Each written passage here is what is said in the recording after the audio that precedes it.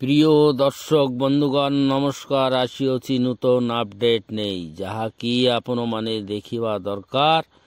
ଦର୍ଶକ ବନ୍ଧୁ, 4ଟି ଜିଲ୍ଲାରେ ୟେଲୋ ଆଲର୍ଟ ଜାରି ହୋଇଅଛି। ପୂର୍ବରୁ ଅତି ପ୍ରବଳ ଶୀତ, ଯାହାକି ହାଡ଼ଭଙ୍ଗା ଶୀତ।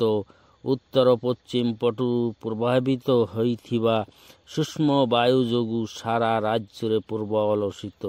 ଆଞ୍ଚଳିକ ପାଣିପାଗ ତଥ୍ୟ ଅନୁସାରେ ରାତିରେ 2ରୁ 3 ଡିଗ୍ରୀ ପାରଦ କମିବ ଏବଂ କମିବାକୁ ଲାଗୁଅଛି ଏବଂ ଦିନରେ ମଧ୍ୟ ଶୀତ ଅନୁଭବ ହେବ।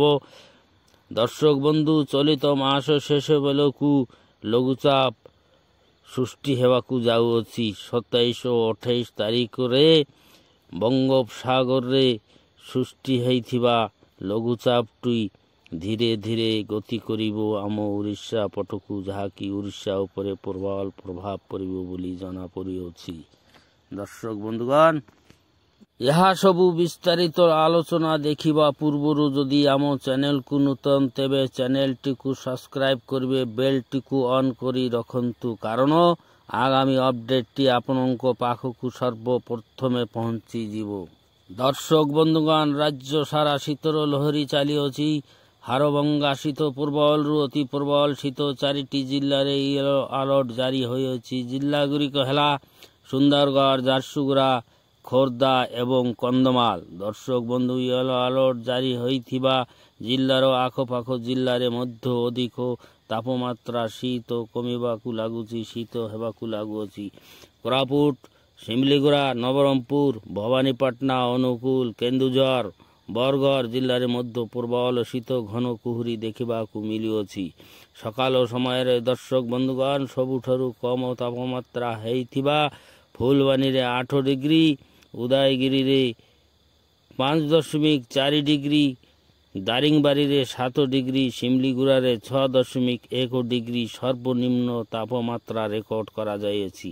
ଦର୍ଶକ ବନ୍ଧୁଗଣ, କୋରାପୁଟରେ 10.8 ଡିଗ୍ରୀ, ନବରଙ୍ଗପୁରରେ 11.5 ଡିଗ୍ରୀ, ଭବାନୀପାଟଣାରେ 11 ଡିଗ୍ରୀ, ଅନୁଗୁଳରେ 10.2 ଡିଗ୍ରୀ ଏବଂ କେନ୍ଦୁଝରରେ 11 ଡିଗ୍ରୀ, କେରାଇରେ 11 ଡିଗ୍ରୀ, ଝାରସୁଗୁଡ଼ାରେ 9.8 ଡିଗ୍ରୀ, ସୁନ୍ଦରଗଡ଼ରେ 11.8 ଡିଗ୍ରୀ, ରାଉରକେଲାରେ 10 ଡିଗ୍ରୀ ଓ ରାୟଗଡ଼ରେ 13 ଡିଗ୍ରୀ, ଢେଙ୍କାନାଳରେ 12 ଡିଗ୍ରୀ, କଟକରେ 13.2 ଡିଗ୍ରୀ, ଭୁବନେଶ୍ୱରରେ 12.9 ଡିଗ୍ରୀ ଏବଂ ସିପିଲିମାରେ 10.2 ଡିଗ୍ରୀ ରେକର୍ଡ କରାଯାଇଛି ଗତ ରାତିରେ। ଦର୍ଶକ ବନ୍ଧୁଗଣ, ନଭେମ୍ବର 21ରୁ 29 ତାରିଖ ମଧ୍ୟରେ ଲଘୁଚାପ ଏବଂ 28 ବେଳକୁ ଅଧିକ ଘନୀଭୂତ ହୋଇ ଅବପାତ ପରିଣତ ନେବ ଏବଂ ସ୍ଥଳଭାଗକୁ ଛୁଇଁବ ବୋଲି ଅନୁମାନ କରାଯାଉଅଛି, ଯାହାକି ଚେନ୍ନାଇ, ଆନ୍ଧ୍ରପ୍ରଦେଶରେ ପ୍ରବଳ ବର୍ଷା ହେବ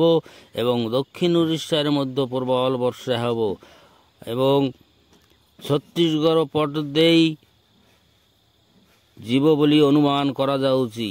ଓଡ଼ିଶାର ଉପକୂଳ ଅଞ୍ଚଳରେ ପ୍ରବଳ ବର୍ଷା ଏବଂ ପ୍ରବଳ ଝଡ଼ ହେବ ବୋଲି ଅନୁମାନ କରାଯାଉଅଛି, ଯାହାକି 29 ଓ 30 ମଧ୍ୟରେ ଉତ୍ତର ପଶ୍ଚିମ ଦିଗକୁ ଗତି କରିବ ବୋଲି ଅନୁମାନ କରାଯାଉଛି। ଉପକୂଳ ଅଞ୍ଚଳରେ ଦକ୍ଷିଣ ଓଡ଼ିଶାରେ ପ୍ରବଳ ମାତ୍ରାରେ ବର୍ଷା ହେବ, ଝଡ଼ ତୁଫାନ ହେବ ବୋଲି ଅନୁମାନ କରାଯାଉଛି। ଏହା ଥିଲା ଆଜିର ଲଘୁଚାପ ବିଷୟରେ ଗୁରୁତ୍ୱପୂର୍ଣ୍ଣ ଖବର।